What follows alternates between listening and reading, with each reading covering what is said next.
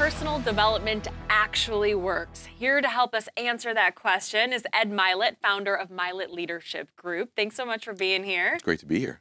So why doesn't personal development always work for people?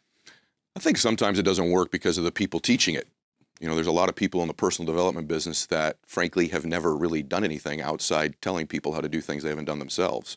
And if you get to the real heart of personal development, it really comes down to building self-confidence. The higher your identity is, probably the better you are at producing results. And I don't know that everybody understands truly how to build real self-confidence. And so all of the other stuff fails if you don't have that self-confidence level. So it all comes down to self-confidence, and you're an expert in this. What is the key to building that confidence? I think the first key in building self-confidence, it comes from a foundation of something people don't talk about, which is keeping promises that you actually make to yourself. In other words, self-confident people really are self-trusting people. So they have this habit over time of when they tell themselves they're going to do something, they actually deliver on it. And if you stack up those wins over and over again, if you say, I'm going to get up at a certain time in the morning, or I'm going to go to the gym, or I'm going to make a certain amount of phone calls, or I'm going to eat a certain way, if you begin to keep those promises you make to yourself, you begin to build that trust within yourself that you can rely on you. And that's really what self-confidence is.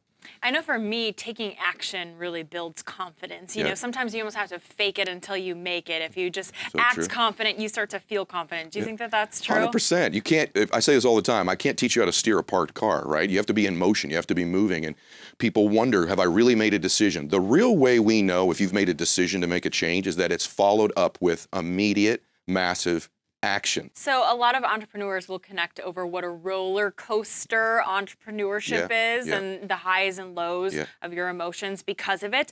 Are those lows inevitable, or can we raise them up a little bit? I think you can raise them up. They're inevitable because there's obviously in any business or sport, you're going to deal with a lot of failure and a lot of rejection, right? So it's how you respond to those things.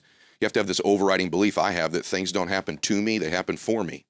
And they only happen for me if I'm making progress towards something. And that's why I'm this firm believer, and you've got to become obsessed and relentless about what it is you want to acquire. You take any CEO in here, any entrepreneur, they're going to tell you the biggest key, bust your tail and outwork everybody. There's two benefits to it. Obviously, if I outwork you, I probably make more phone calls, I see more people, I'm going to attract more. There's a bigger power to it. The bigger power to outworking people is slowly what starts to happen to you when you're getting there earlier and working harder and doing things other people aren't willing to do. You trick yourself.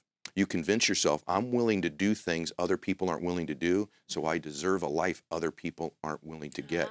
And so that was the key for me. I transformed myself into someone who was a pretty confident person because I kept promises I made to myself, and I tried to outwork everybody, so I thought I was worth it. Thank you so much pleasure. for all of your wisdom today. Really appreciate it.